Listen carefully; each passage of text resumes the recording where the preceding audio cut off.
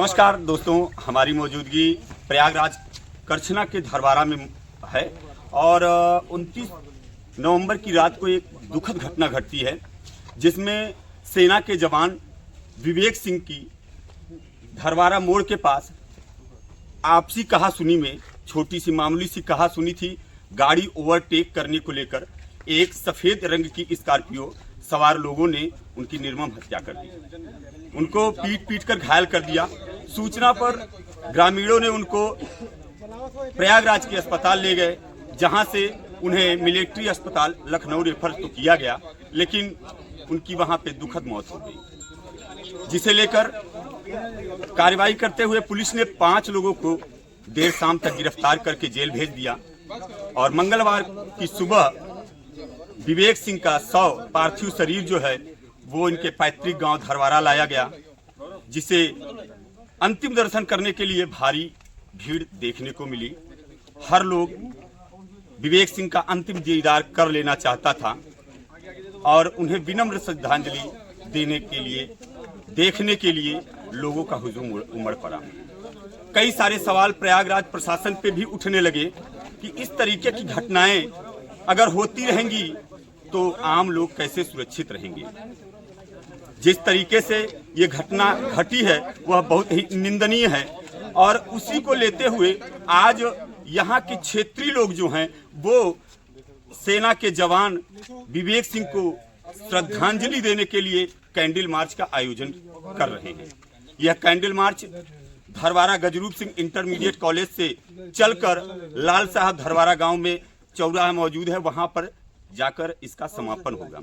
आइए, हमारे साथ कुछ लोग मौजूद हैं, इन्हीं से जानने का प्रयास करते हैं कि क्या था पूरा मामला और क्या इनकी मांग है शासन प्रशासन से। और चूंकि लगभग 3 साल के बच्चे से पिता का साया उठ जाता है, उसके भी भरण पोषण के लिए किस प्रकार की मांग इन लोगों से की जा रही है, आइए इन्हीं लोगों से जानते हैं। सर, ये बताइए, ये जो घटना घटी है ये काफी निंदनीय है, क्या चाहते हैं आप लोग? देखिए, मैं पूर्व सैनिक का अध्यक्ष हूँ, मैं रिप्रेजेंट कर रहा हूँ प्रयागराज में पूर्व सैनिकों पर।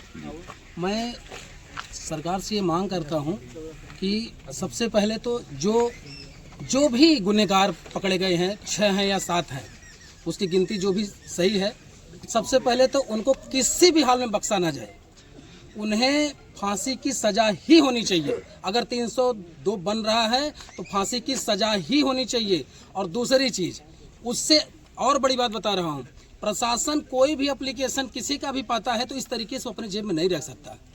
उतना ही गुनहगार वो है जितना उनके परिवार को उस समय क्यों नहीं बताया गया। ये बिल्कुल गलत है, उनको बताना चाहिए। और अगर कोई गलत करता है, कोई पत्थर मारता है, तो उसके घर में हमारे मुख्यमंत्री जी बुलडोजर कार्रवाई करते हैं। ऐसा एग्जाम्पल सेट किया हुआ है उत्तर प्रदेश में और हम लोग मानते भी हैं कि वो सही है।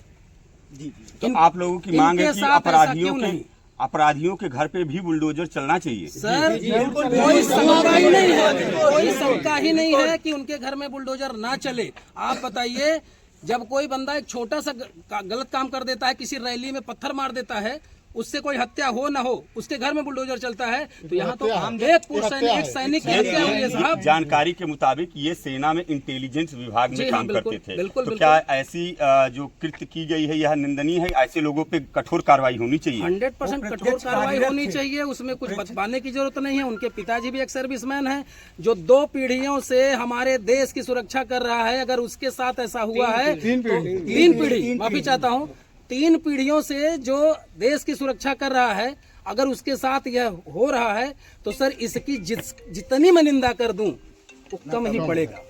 सर, ये जानकारी मिली है कि तो ये बताइए, जानकारी जो सूत्रों से मिल रही है कि 2 लोगों के और नाम सामने आ रहे हैं और ये भी जानकारी मिली है कि अभी एक जो है उसमें से एक अभियुक्त वो खुद ही सरेंडर हो गया थाने पे। इस पे आपका क्या कहना है? ये अच्छी बात है, अगर सरेंडर हुआ है तो ठीक है, वो सरेंडर हुआ है।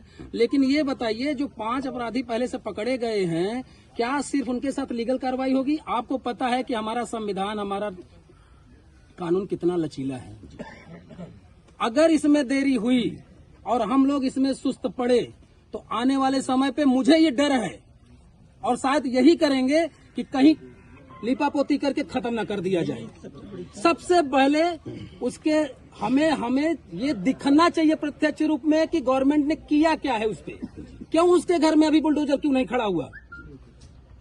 क्यों नहीं खड़ा हुआ, मैं ये जानना चाहता हूँ, क्यों नहीं, किसी एक के घर में भी क्यों नहीं खड़ा हुआ। अच्छा ये बताइए, जैसे एक इनके छोटा सा एक बालक है, छोटा सा बच्चा है, उसके भरण पोषण के लिए सरकार से आपकी क्या मांग है? मैं चाहूंगा सर कि अभी से लेके ग्रेजुएशन तक या उसके सेलेक्ट होने तक उसका पूरा एजुकेशन का और हॉस्टल फीस अगर लगती है तो हॉस्टल का पूरा खर्चा गवर्नमेंट दे, पहली चीज।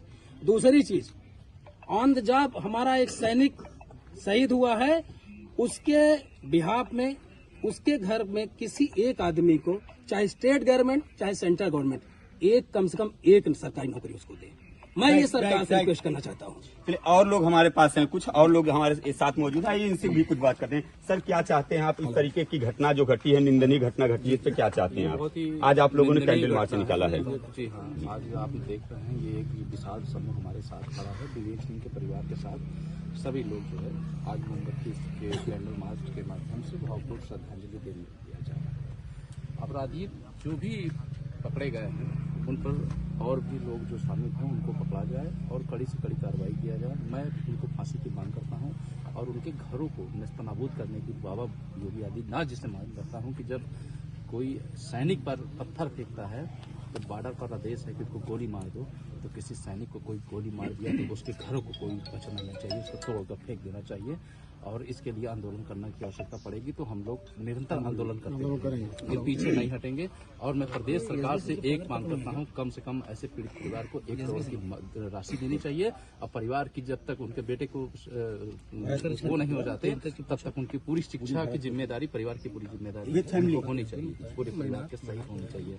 और शहीद को जो है विवेक सिंह को शहीद का दर्जा सर्वप्रथम देना चाहिए, उसका सम्मान हृदय में सबके साथ है और उनको सम्मान देना चाहिए। देखिए हमारे साथ कुछ युवा मौजूद हैं, आप एक युवा हैं, आप क्या चाहते हैं? आप विवेक सिंह भी एक युवा थे और उन्होंने कुछ ही समय पहले सेना में भर्ती हुए थे और एक ऐसे विभाग में थे जिससे कि कई जांच स्पष्ट रूप से सामने आती थी, यही उनका काम था। क्या चाहते हैं आप? विवेक सिंह तो हम युवाओं के पूरे दिल में थे जी, जो हमेशा बसते थे और आज इस दुनिया में नहीं है। हम लोगों के ऊपर क्या बीत रही है ये आम जन युवा सब जानते हैं। और सबसे बड़ी चीज, हम एक चीज बोलना चाहते हैं कि जो आज हमारे सैनिक पे बॉर्डर पे हम लोगों की रक्षा कर रहे हैं, आज वो नहीं सही है, उनके ऊपर ऐसे हो रहे हैं तो कल आम जनमानस के ऊपर क्या होगा? ये चीज सबसे बड़ी निंदनीय है। इसके लिए इस गवर्नमेंट से मैं अपील करना चाहता हूँ, इसके लिए कठोर से कठोर कार्रवाई हो और विद फैमिली जिसको जो शहीद हुए हैं विवेक सिंह की पूरी फैमिली को पूरे भरत पोषण का करें और जो गलत है इस पे आरोपी उनकी कठोर से कठोर कार्रवाई हो।